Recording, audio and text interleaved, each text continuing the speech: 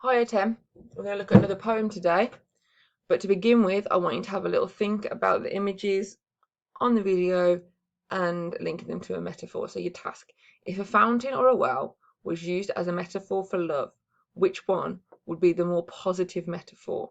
And I want you to make a note of your answer. So thinking about overflowing fountain, linking to love, or a deep well.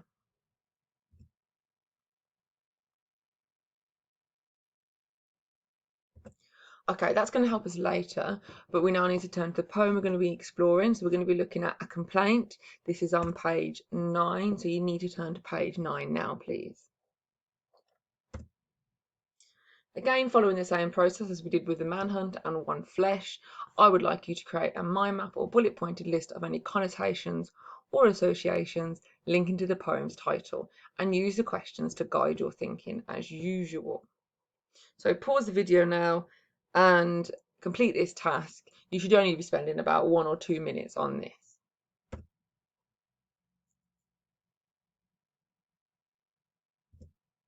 So hopefully you've looked up the word. So complaint is a noun.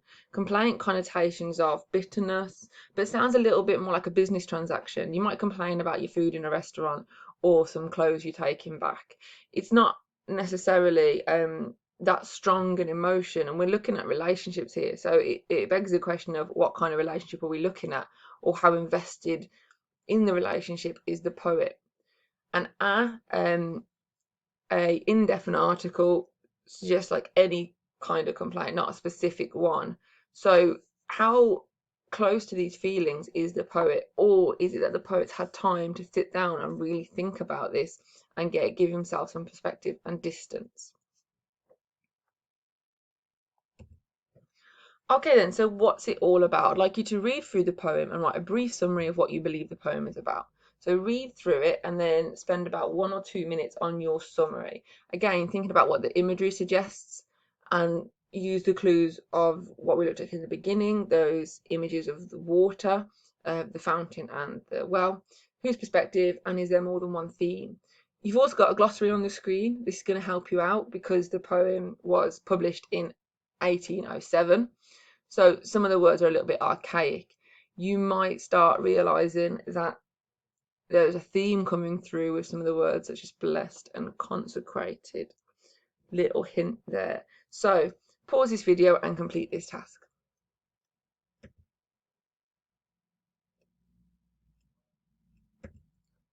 So this time, use the images I've given you to identify what you now think the poem is about. So look at these images and then read the poem. Massive clue with some of these images on the board.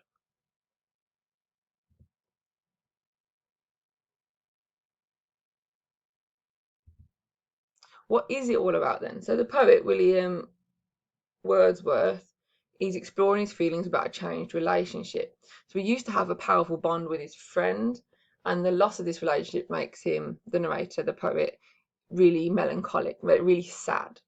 Um, Wordsworth is exploring these feelings in a very controlled poem. There are 3 stanzas with a fixed rhyme scheme. Also, the title, A Complaint, didn't suggest a large outpouring of emotion. I'd like you to have a little think now. When you're upset with a friend or loss of friendship, are you usually able to explore this information in a controlled manner? So pause this video, have a little think about this, and make any notes about what the poem is about that you need.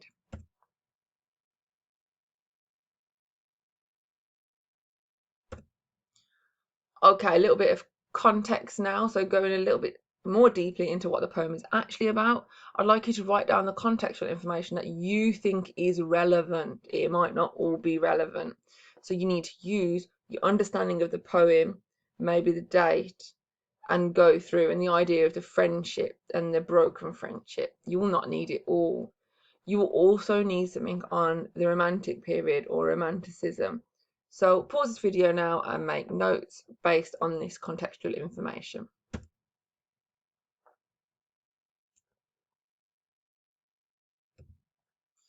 For top marks in your exam, you need a deeper understanding. So if you like a grade 6 or above, complete the challenge task and make sure you look up Wordsworth's relationship with Coleridge and the Romantic poets.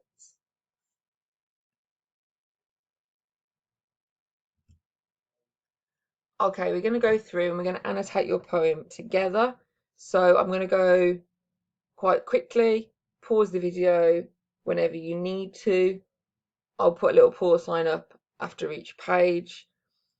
We're going to begin looking at structure because we find this one the most difficult. So if we begin with it, it might help us out. And this stanza represents the problem. It's the problem being presented here. So Wordsworth's problem is that their love no longer flows, but it used to. So you've got a bit of reminiscence here as well. And each stanza sort of follows this pattern. So to begin with, we're going to look at rhyme scheme because I feel like you'll be most comfortable with that. So at the end of each line, we're going to look at the words. So you've got pour, go, they don't rhyme. Pour and door, they do. So you've got A, B, A going through, and you've got heed and need. These two rhyme, so it ends in a rhyming couplet. This is a very consistent rhyme scheme, and this goes, you need to now check as we go through whether this is in the other stanzas as well.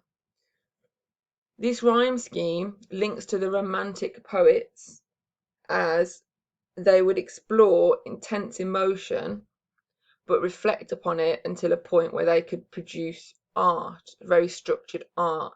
So it's almost like Wordsworth is upset about this relationship and he's gone away and he's thought about it and thought about it and thought about it to the point where he can articulate his emotions in a form of artwork. So before, when I asked you if you could talk calmly about a broken friendship, you might not immediately, but if you thought and thought and thought about it, you might get to the point where you're able to calmly explain how you're feeling. Now this is true of the Romantic period. You might notice this rhyme scheme is very similar to another poem we've looked at. That poem was One Flesh. This poem was not written in the Romantic period, but some people believe that Elizabeth Jennings was influenced by the Romantic poets, which is why it might follow the rhyme scheme. I'll pop Romantic on there for you so you can get the spelling. You've also got enjambment. Now I've brought this term in here because you have heard it before, but I'm just reminding you. So when the line runs onto the next line, and this links with the words within this part about flow, and again that water idea throughout the poem, and the friendship flowing, the love of the friendship flowing. Here it flows on with the lines. You've also got rhythm here throughout the poem. It's called iambic tetrameter. You've seen iambic pentameter before with Romeo and Juliet, with those stressed and unstressed syllables, or unstressed stressed syllables, sounding a bit like a heartbeat. So tetrameter is 4 beats, whereas pentameter is 5 beats. So all the way through is there is a change, and I am poor. This continues all the way through, so you can see how much Wordsworth has had to think about the relationship to be able to put it into such a clear structure.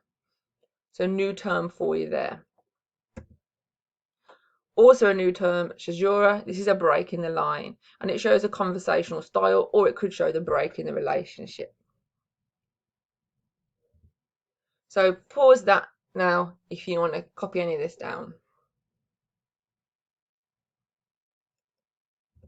Still looking at stanza 1, I'm going to break it down a little bit further now, looking at the language within the poem.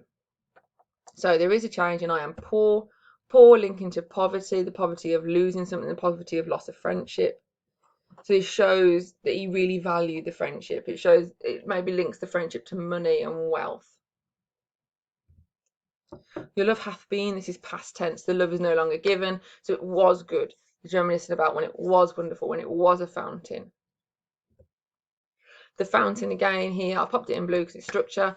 Links to a status symbol, but also this is used as an extended metaphor, so a metaphor that is throughout the poem, so it becomes a structural device. And at this point in the poem, the love was flowing freely. Well, in the past, when he's reminiscing about the past. Fond heart store explores strong emotion through powerful words. This is a feature of Romantic poetry. and you've got flow repeated, so always fluid, constant, and no, but the love now is no longer, so it used to flow, and that links with the enjambment we saw on the previous slide. So pause this and copy down any notes that you need. Stanza 2, focusing on reminiscing again, but also brings it back around to the problem with this comfortless idea at the bottom linking to the well. So, happy moments, did I count? There's numerous. They used to have wonderful times together. He absolutely loved the friendship. So it expresses powerful emotion previously felt, which is why it's so painful now, because he had such a good time before. Blessed, you've got a friendship being blessed here, so it's as if it's given by God. Then you've got punctuation at the end of these lines, so linking back to structure, and the punctuation makes these statements exclamatory, emphasizes the force of the emotion. Could link back to the idea of fountain and water, the extended metaphor. Consecrated links with blessed, so religious words again, showing their relationship with sacred.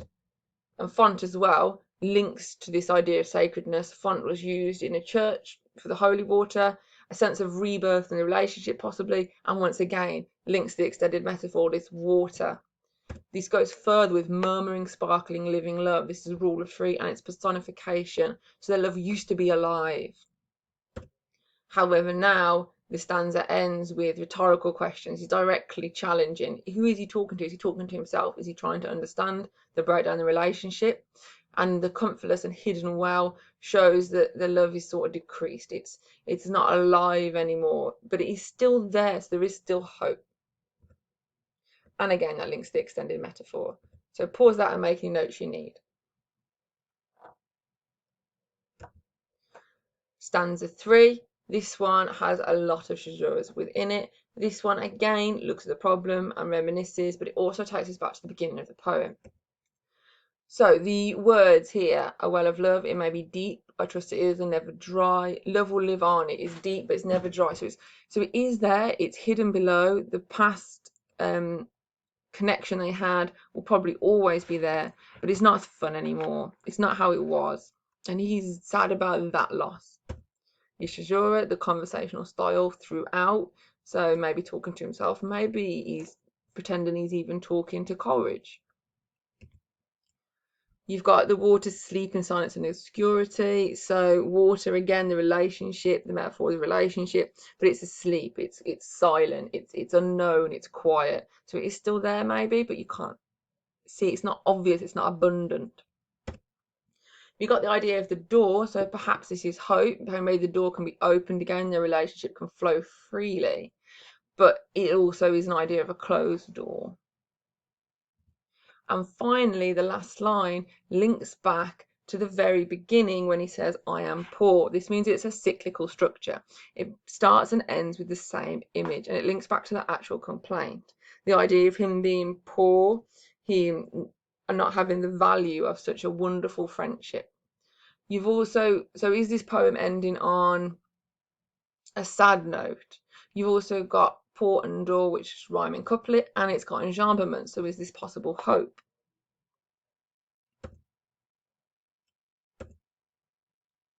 What I'd like you to do now is you'll be asked to answer a question with particular focus in your GCSEs.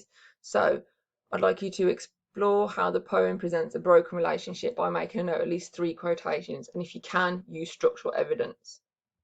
So pause this video and complete this task.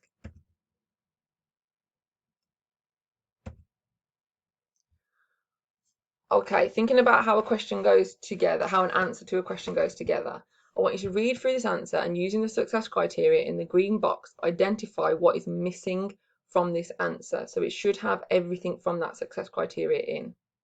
So pause the video and complete this task.